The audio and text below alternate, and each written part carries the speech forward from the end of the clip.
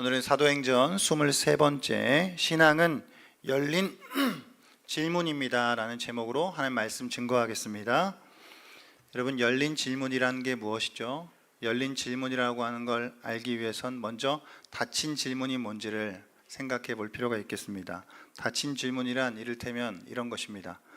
하나님의 말씀을 순종해야 할까요? 대답을 하셔야죠. 네.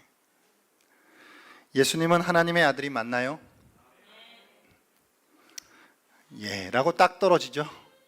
하나님의 마음을 아프게 해드리면 되나요? 안 됩니다. 이렇게 답이 정해져 있고 딱 떨어지는 질문들을 우리는 닫힌 질문이다라고 말하죠. 그럼 반대로 열린 질문은요? 하나님께서 왜 나에게 이런 상황을 허락하셨을까요? 여기 계신 분들이 다르게 대답하실 거예요. 신앙이란 나에게 죄송합니다. 신앙이란 나에게 어떤 의미가 있나요?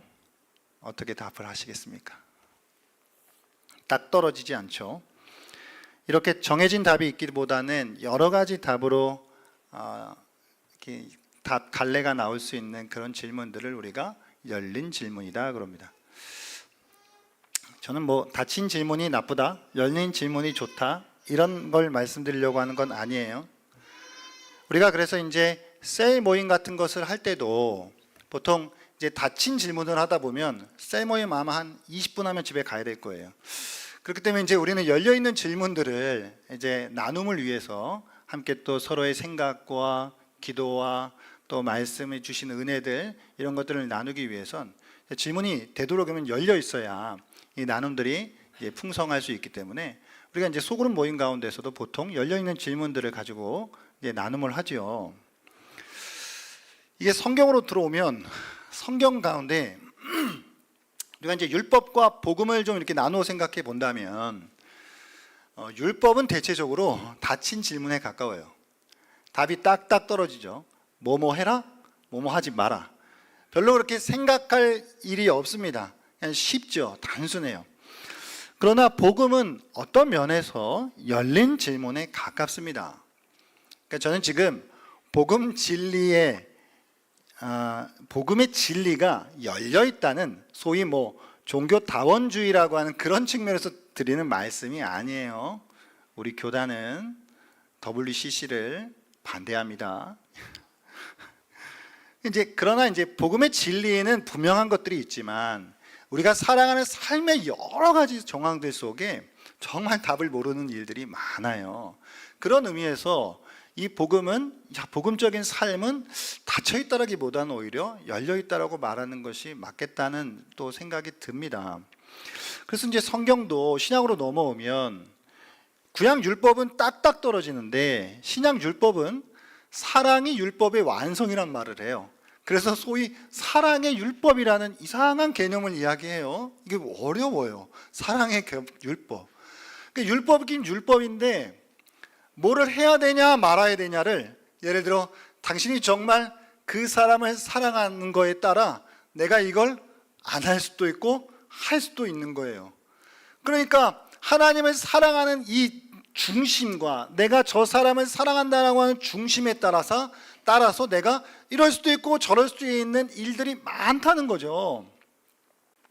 그래서 이게 이 신약으로 넘어온 우리 복음이 보면 열려있는 질문에 가깝다라고 할 수 있어요. 그러니까 조금 다른 측면에서, 그러니까 한마디로 얘기하면 신앙은 이과라기보다는 이게 문과에 가까워요. 그러니까 저는 원래 이과생이었는데 이게 신대원에 들어가서 시험을 치르는데 제가 1년 동안 고생을 진짜 많이 했거든요. 이과는 딱 외워가지고 딱 떨어진 답 쓰면 돼요. 그런데 자꾸 서술을 하래요. 그래서 뭘 쓰라고 그러는 거지? 그래서 1년 동안 고생을 많이 했는데 이게 단답식이 아니에요. 이게 신앙이 많은 경우에 서술형으로 여러 가지 스토리들이 이제 있다는 이야기죠. 삶의 배경이 다르고 정황이 다르고 그런 일들을 생각할 수밖에 없다는 것입니다. 그래서 우리의 신앙은 열린 질문과 같습니다. 분명히 진리의 측면에서는 닫힌 질문도 있어요. 닫힌 질문 있습니다. 예수가 하나님의 아들이다. 이건 닫혀야 돼요, 여러분. 여기 열어놓으면 이제 우린 이렇게 헤어져야 돼. 여기 예수가 하나님의 아들이다 이거 열어놓으면 안 되십니다. 그러니까 분명히 닫힌 질문들이 있지만 그러나 그럼에도 불구하고 다양한 사람들의 여러 삶의 정황 속에서 도무지 답이 무엇인지 쉽게 나오지 않는 경우들이 많더라는 것이죠. 그래서 신앙은 질문이 없는 묻지 않은 확신이 아니라 하나님의 뜻을 끊임없이 묻고 찾아가는 거룩한 의문들로 가득한 여정이다라고 할 수 있다는 것이죠. 여러분, 그래서 열린 질문의 자세를 가지고 삶을 살아가는 사람은 겸손해질 수밖에 없어요. 여러분, 신대원생들 중에 누가 제일 교만한지 아세요? 1학년이 제일 교만해요. 제일 불만 많고 제일 교수님들 욕 많이 해요. 그러나 신학을 공부하면 할수록 점점 나는 모르는구나. 나는 사실을 발견해 가거든요. 저희는 이제 총신인데, 저희는 이제 소위 개혁주 신학을 표방하는 학교예요. 합동교단. 저는 학교 다닐 때, 신대원 다닐 때, 이렇게 장신의 칼바르트라든가, 독일의 그 유명한 우리 그 히틀러 시대에 그 나치주의에 반대했던 이 본 회퍼 목사님이라든가, 저는 이런 분들을 신대원 다닐 때 죄송합니다. 좀 센 표현을 해서 마귀 새끼인 줄 알았어요. 교수님들이 그렇게 가르쳤거든요. 진짜로. 근데 그러면 내가 칼바르트 책을 읽어봤는가?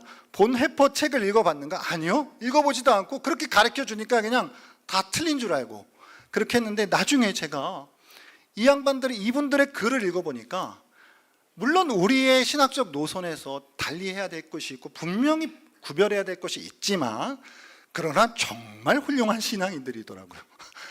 정말 배울 것이 많은 신앙인들이더라고요. 그러니까 우리는 어떤 면에서 이렇게 좀 열어놓을 필요가 있다라고 하는 것이죠. 그리고 겸손해질 수밖에 없다는 거. 열어놓으면 하나님을 믿고 하나님을 따라 순종하며 나아가는 우리들의 삶은, 다시 말씀드리지만, 열려있는 질문과 같아요. 그렇기 때문에 우리는 늘 겸손하게 하나님의 뜻을 구하고, 모든 걸 내가 알기 때문에 가는 것이 아니라 모름에도 불구하고 가는 것입니다. 한치 앞이 보이지 않고 여러 가지 질문들에 말끔한 답이 달리지 않아도 선하신 하나님을 신뢰하기 때문에 묵묵히 걸어가는 것이죠. 오늘 이 말씀을 통해서 닫힌 질문이 아니라 열린 질문과 같은 우리의 신앙의 여정을 묵묵히 걸어갈 수 있는 그 은혜가 우리 모두에게 있기를 주 이름으로 축복합니다. 오늘 본문은요, 5장 33절부터 42절까지인데요. 제가 미리 말씀드리는데, 오늘 이 똑같은 본문을 가지고 다음에 한 번 더 설교를 할 거예요. 왜냐하면 오늘 본문은 동전의 양면 같은 특징을 가지고 있기 때문에 그래요. 그래서 이걸 이렇게 보면 이렇게 해석할 수 있고, 저렇게 보면 저렇게 해석할 수 있기 때문에 그래요. 오늘 등장인물이, 중심인물이 가말리엘이거든요. 여러분, 가말리엘은 유대 바리새파에 아주 존경하는 그런 사람인데, 이 가말리엘이라고 하는 인물을 우리가 접근할 때 이 사람의 신앙에 장점이 있고요, 이 사람의 신앙에 단점이 있어요. 그래서 오늘은 이 가말리엘이 가지고 있는 신앙의 장점적인 측면에서 말씀을 나눌 것이고요, 그 다음 시간에는 가말리엘을 엄청 비판하면서 가말리엘이 가지고 있는 신앙의 단점적인 측면에서 말씀을 나눌 거예요. 그러니까 바로 지금 느끼셨어요? 이런 자세가 열린 자세예요. 한 본문을 가지고 이렇게도 볼 수 있고 저렇게도 볼 수 있더라. 여기서 좀 이렇게 웃어주시죠.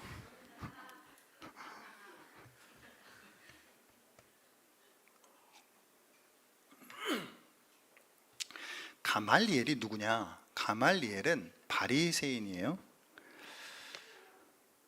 오늘 이 맥락에 보면 매우 관대한 사람처럼 보여지죠.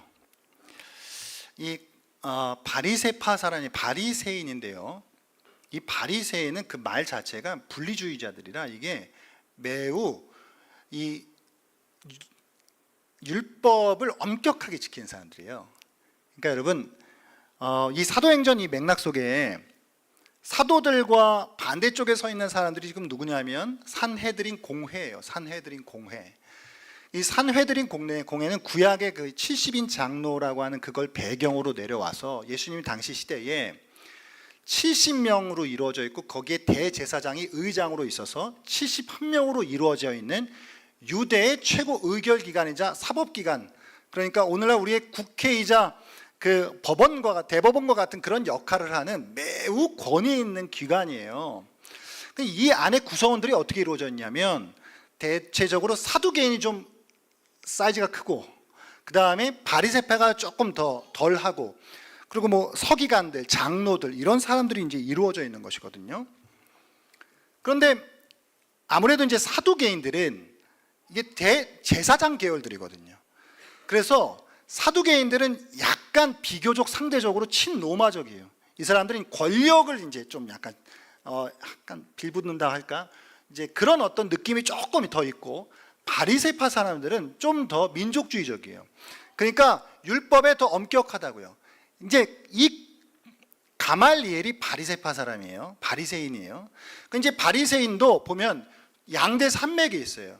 여러분 그 이슬람도 사우디아라비아는 수니파가 대다수고 이란은 시아파가 대다수인 것처럼 예수님 당시에도 유대인들 가운데 두 개의 파가 이 바리새파 안에 샴마이 학파와 힐렐 학파가 있어요. 이 샴마이 학파는 더 율법에 더 엄격하고 힐렐 학파는 좀 그래도 조금 더 융통성이 있어요. 그 비교적. 이 가말리엘이 누구냐면 이 힐렐 학파의 창시자인 힐렐의 손자로 생각되어지는 사람이에요. 그러니까 이게 가문 자체가 이미 일단은 먹고 들어가죠. 그리고 당시의 유대 사람들, 일반 백성들로부터 매우 존경을 받는 사람들이었어요. 다시 말씀드리지만 백성들이 생각할 때는 사두개파 사람들보다는 바리새파 사람들이 일단 더 존경받는 사람들이었거든요. 그러니까 지금 상황을 보면 사두개파 사람들이 공회 안에서 어떤 걸 의결할 때 자기들 마음대로 할 수 없었어요. 소수이긴 하지만 바리새파 사람들의 마음을 얻어야 했더라고요. 그러니까 오늘날 여러분 우리식으로 따지면 여당이 뭘 하려고 하면 야당에 같이 얻어야 되잖아요. 약간 그런 느낌이에요. 그러니까 이제 사두개파 사람들이 지금 사도들을 죽이고 싶은데 그거 함부로 할 수 없는 건 바리새파 사람들의 소리도 들어야 된다는 거예요. 근데 오늘 이 바리새파의 대표격인 이 가말리엘이 딱 입을 열고 말을 하는 거예요. 그럼 들어야 돼요? 안 들어야 돼요? 들어야죠. 들어야 되는 상황인 거예요. 오늘 이 가말리엘의 전체적인 태도와 자세를 좀 보게 되면 이 사람이 대체적으로 매우 침착한 기질의 사람인 것처럼 보여져요. 그리고 매우 냉정하고 객관적인 사람인 것 같아요. 그러니까 합리적인 거죠, 이 사람이. 그러니까 여러분 지금 사두개파 사람들은 사도들을 붙잡아다가 이 사도들 이거 잡아가지고 어떻게든 없애버려야 되겠다. 지금 화가 많이 났거든요. 그러니까 막 지금 분노에 차 있고 막 격정에 휩싸였어요 지금. 그런데 가말리엘은 딱 등장하더니 잠깐만 흥분을 가라앉히고 우리 잘 한번 생각해 봅시다. 약간 이러면서 이야기하고 있는 거예요. 그러니까 매우 약간 좀 합리적이고 차분한 어떤 그런 느낌을 가지고 말하는 것 같은 지금 태도를 가지고 있다는 것이죠. 그러니까 폭력에 반대했고 어떤 누군가를 이렇게 이유 없이 증오하는 것을 가말리엘은 반대했단 말이에요. 그러니까 사람들이 통제되지 않고 폭력적인 감정에 휘둘리는 것을 싫어했던 것처럼 보여진다는 것이죠. 그래요, 여러분. 사람은 누구나 잘못을 저지를 수 있고 여러 가지 혼란을 겪을 수 있습니다.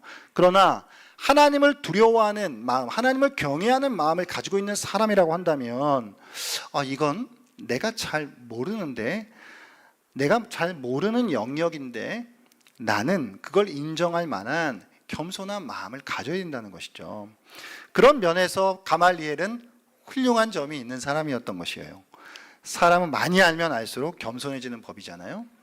마음이 열린 사람은 이게 존경받을 만한 사람인 거예요. 그런 면에서 가말리엘의 이런 어떤 태도는 우리가 주목할 만한 점이 있다는 것이죠. 그럼 이 약간 이 좀 권위를 가지고 막 가멜리인이 지금 말을 하는 거예요, 여러분. 말을 하는데 그 내용이 어땠냐면 역사적인 두 개의 신뢰, 사례를 끌고 들어와요. 그러니까 자기가 어떤 주장을 하는데 그 주장에 힘을 실기 위해서 유대인들이라고 하면 익숙하게 알고 있는 두 가지의 역사적 신뢰를 끌고 와서 이야기하는데 하나는 드다에 대한 이야기고 다른 하나는 유다에 대한 이야기예요. 그러니까 이제 역사는 현재를 비추는 거울이다라고 하는 말처럼 예전에 있었던 그 일들을 한번 여러분 생각해 봅시다. 그러면서 이제 이야기를 꺼내는 것이거든요. 그 이제 오늘 성경에 등장하는 이 드다라고 하는 사람과 이 유다라고 하는 사람, 이 두 인물은 1세기의 유대 역사가인 요세푸스의 글에도 이 사람들이 등장을 해요. 그래서 그 요세푸스의 글에 보면 이 파두스가 유대의 행정관일 때 드다라고 하는 어떤 마술사, 그러니까 협작꾼이라고 하는 것으로 번역이 되는데 이 드다라고 하는 사람이 많은 사람들을 선동해서 요단강으로 가자라고 그렇게 이야기를 하더라는 거예요. 왜냐하면 자기가 요단강을 가를 수 있다, 그런 능력을 받았다라고 그렇게 사람들을 끌고 다녔는데 이게 결국은 자기가 예언자고 자기의 명령으로 기적들이 일어날 것이다라고 사람들을 현혹시켰는데 결국은 이제 드다가 참수형을 당하거든요. 그러니까 금방 와르르 무너지게 된 거죠, 이 운동 자체가. 게다가 갈릴리 사람 또 유다라고 하는 것의 사람에 대해서도 요세푸스도 동일하게 또 언급을 하거든요. 이 사람은 당시에 로마에 세금을 내는 문제, 유대인들이 하나님께만 세금을 내야 되는데, 누가 드려야 되는데 로마의 세금을 바치는 그 문제를 이제 반대하면서 유다가 또 사람들을 모으기 시작했어요. 그러나 결국 유다도 다 와르르 다 없어져 버렸거든요.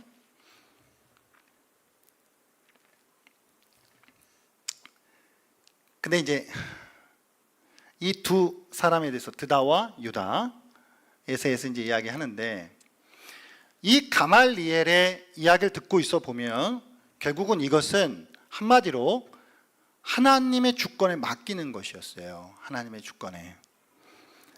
그러니까 가멜리엘이 생각해 볼 때 사내들의 이 공회의 결정이 진리에 대한 자기들의 잘못된 해석을 통해 어쩌면 하나님의 뜻을 거스를 수도 있다는 두려움을 가지고 있었다는 걸 보여준다고요. 여러분 생각해 보시면 가말리엘도 당시 예루살렘에서 안에서 벌어지는 수많은 사도들에 관련된 이야기들을 들었을 거예요. 뭐 병을 고치고 막 기적들이 막 일어나더라, 막 감옥에서 막 기적같이 막 탈출을 했다더라, 이런 이야기를 들었을 것이거든요. 그러면서 가말리엘은 곰곰이 생각했을 거예요. 아마 성격상 깊숙이 들어가지 않고 좀 멀리 떨어진 곳에서 그걸 이렇게 막 바라보고 있었겠죠.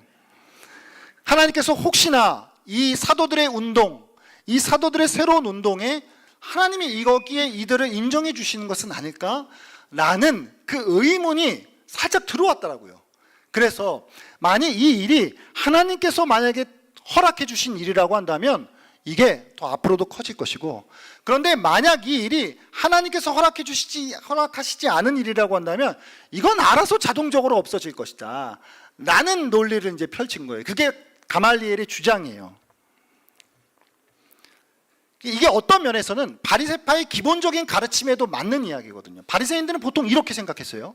하나님은 만물을 지배하시며 그분의 목적을 성취하는데 인간의 도움을 필요로 하지 않으신다고요. 사람이 해야 할 모든 것은 그저 복종하는 것뿐이며 문제를 하나님 앞에 맡겨드리는 것이지. 그게 바리새파의 기본적인 가르침이었고, 가말리엘은 그 가르침에 기초하여서 지금 논지를 펼쳐나가고 있는 거예요. 그러면 여러분 한번 여쭤보겠습니다. 가말리엘의 주장이 지금 옳습니까? 아니면 틀렸습니까? 다시 요약해드리면 가말리엘은 가만히 내버려 두면 알아서 없어질 놈들은 없어지더라. 역사가 그거 보여주지 않냐. 왜 당신들이 개입해서 혹시나 하나님을 대적할 수도 있는 그 왜 리스크를 지려고 하냐. 시간에 맡기자 라는 이야기거든요. 맞아요? 틀려요?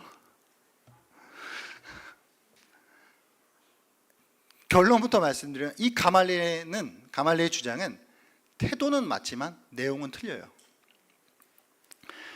왜냐하면 우리는 어떤 운동이나 어떤 세력이 그게 성공한다라고 해서 그게 하나님께서 허락하신 일이다라고 이해할 수 없어요.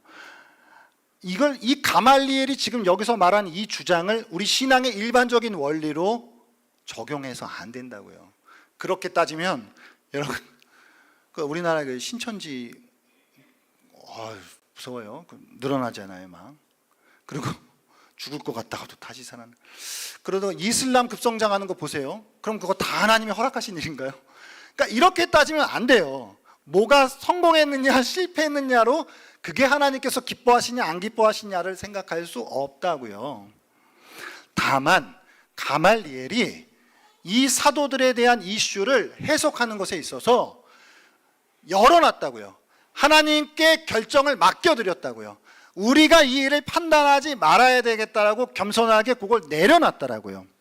그런 의미에서 그의 자세와 태도는 본받을 수 있지만 내용 자체는 틀렸다라고 하는 걸 우리는 생각해야 합니다. 왜 틀렸냐면, 자 여러분, 사도들만 봐도 그래요. 지금 사도들이 감옥에 갇혔죠. 체포됐어요. 지금 약간 사내들인 공회 앞에 그 피의자가 돼서 서 있는 거예요. 그러면 가말리엘 주장대로 한다면 사도들이 생각했을 때 이렇게 생각할 수 있잖아요. 왜 우리 맨날 이렇게 잡혀와야 되지? 왜 맨날 우리는 맞아야 되지? 이런 생각할 수 있을 것이고, 게다가 사도들의 최후가 어떻게 됐죠? 대다수 순교했어요. 그럼 그렇게 따지면 사도들 순교한 걸로 따지면 그러면 그건 사도들은 하나님께서 반대하셨다 이렇게 얘기가 떨어지잖아요. 아니라는 거죠. 그렇기 때문에 사도들은 자기들이 지금 처해져 있는 이 상황을 대하는 것에 있어서 사도들의 입장을 한번 생각해 보세요. 사도들은 질문을 열어놓은 거예요. 왜 우리가 여기 갇혀있지? 왜 우리가 이렇게 자꾸 협박을 받아야 되지? 왜 우리 맞아야 되지? 왜 우리가 이런 수모를 당해야 되지? 라는 것을 열어놨다고요. 그것에 대하여서 하나님께 맡겨드렸다고요. 그게 사도들의 열린 질문을 가진 자세였다는 것이죠. 사랑하는 여러분, 오늘 이게 좀 약간 가말리엘의 신앙의 장점적인 측면에서 지금 접근하고 있는데, 제가 다음번에 엄청 비판할 거거든요. 그 이제 오늘 이 열린 자세를 가지고 열린 질문을 가진 이 삶의 이 신앙의 이 태도, 여러분, 그러면 잘 생각해 보면 우리가 어떻게 열린 자세를, 열린 질문으로 삶을 대하는 자세를 가질 수 있을까라고 생각을 해 보시면, 사실은 역설적이게도 닫힌 질문이 확고해야 해요. 닫힌 질문이 확고한 사람이 열린 질문의 자세를 가지고 살아갈 수 있어요. 닫힌 질문은 뭐예요? 수없이 목록 만들어낼 수 있지만 사도행전 5장의 맥락 안에서 닫힌 질문들은 이런 거예요. 사람보다 하나님께 순종하는 것이 마땅하다. 이건 닫혀 있는 거예요. 예수를 하나님이 살리셨다. 이거 닫혀 있는 거예요. 하나님이 예수를 높이사 우리 임금과 구주로 삼으셨다. 이거 닫혀 있는 거예요. 그러니까 이 닫혀 있는 질문들을 확고하게 붙잡고 있는 사람이 다른 모든 문제들을 열어둘 수 있다고요. 하나님께 맡겨드릴 수 있다는 것이죠. 그러니까 결국 우리는 하나님의 주권을 신뢰하고, 하나님 결정은, 답은 나는 몰라요. 모르지만 가요예요. 모르지만 걸어요예요. 여러분, 하나님의 주권에 맡겨드린다라고 하는 게 뭘까요? 우리의 삶의 주권을 하나님께 맡겨드려요라고 하는 게 그게 뭐예요? 그게 약간 좀 간념적이잖아요. 주권에 맡겨드린다는 게 뭐죠? 그게 삶의 실천으로 내려오면 주어진 하루하루를 묵묵히 살아가는 게 되는 거죠. 하나님께 주권에 모든 걸 맡겨드립니다는 생각인 거고, 그게 실천으로 오려면 하루하루를 묵묵히 주어진 대로 살아가는 거예요. 이를테면 우리가 할 일은 신실하게 사는 거예요. 갈등이 일어날 수 있지만 갈등이 일어날 때 인간의 권위가 아닌 하나님께 순종하는 거예요. 우리는 고통당할 수 있죠. 사도들처럼 때로는 정말 조롱과 비웃음을 당할 수도 있어요. 그러나 이렇든 저렇든 우리는 우리 갈 길을 즐겁게 가면 돼요. 이게 하나님께 맡겨드리고, 이게 답이 달리지 않는 모든 삶의 질문들을 열어놓고 가는 하나님의 사람들의 삶의 자세라고요. 할렐루야. 그러므로 우리는 답이 달리지 않는 거에 너무 그렇게 몰두하지 마시고 그거 하나님 앞에 맡겨드리고, 그러나 오늘 우리에게 주어진 삶을 신실하게 순종하면서 살아가는 것이 하나님의 부르심인 줄 믿습니다. 믿으십니까? 사랑하는 여러분, 우리의 인생길은 자수를 수놓는 그 있잖아요, 그 십자수 같은 거, 그것과 참 많이 닮아 있는 것 같아요. 우리는 지금 이 순간 마치 자수의 뒷면을 보고 있는 것 같아요. 엉키고 뒤섞인 실들, 무슨 무늬인지 짐작조차 가지 않을 때가 많죠. 왜 이런 일이 내게 일어나는지, 왜 기도는 응답되지 않는지, 하나님의 뜻은 도무지 보이지 않고 모든 것이 혼란스럽기만 할 때가 있어요. 그러나 하나님은 지금도 자수의 앞면을 보고 계시다는 것입니다. 그분의 손은 쉼 없이 움직이고 우리를 향한 선하고 완전한 계획을 짜고 계세요. 믿으십니까? 우리가 이해하지 못하는 그 순간에도 우리를 위해 아름다운 그림을 그려가시는 신실한 아버지가 계시다는 사실을 믿기 원합니다. 그렇기에 오늘 하루도 묵묵히 걸어갈 수 있는 것입니다. 때론 지치고 방향을 알 수 없을지라도 믿음으로 한 땀 한 땀 순종의 실을 꿰어 가다 보면 우리는 마침내 하나님께서 완성하시는 영광스럽고 찬란한 걸작품을 보게 될 줄 믿습니다. 그리고 그때 우리는 비로소 알게 될 거예요. 내가 눈물로 버텼던 그 시간들이, 내가 이해할 수 없던 그 모든 순간들이 하나님의 사랑 안에서 결코 낭비되지 않고 있었다는 사실을 말입니다. 할렐루야. 우리의 신앙은 어떤 면에서 열려있는 질문과 같다라고 하는, 그래서 하나님 앞에 더 겸손하게 늘 주의 뜻을 구하고 찾으면서 순종으로 하나님 앞에 신실한 삶의 하루하루를 자수를 놓듯, 그게 지금은 뒷면이 보이지만 앞면을 보고 계시는 하나님을 신뢰함으로 오늘도 우리에게 주어진 그 길을 믿음으로 걸어가실 수 있는 저와 여러분이 되실 수 있기를 주의 이름으로 축복합니다. 등산을 하시다가 산을 내려가시다 보면 가끔 갈래길이 나오는데, 난 지금 하산하고 있는데 왜 오르막길이 있고 내리막길이 있지? 그러다 우리는 당연히 내리막길이 맞는 길이겠지 하고 갈 수 있지만, 그러나 어떤 경우에는 왼쪽 길이 더 맞더라고요. 올라가다가 저쪽에 가서 또 내려가는 거예요. 그러니까 우리는 그 앞에서만 이게 오르막길이니까 왜 또 올라가야지? 라고 생각할 수 있지만, 저기 뒤에 더 맞는 길을 예비해 놓으신 하나님의 계획을 믿고 나아갈 수 있는 은혜가 있기를 바랍니다.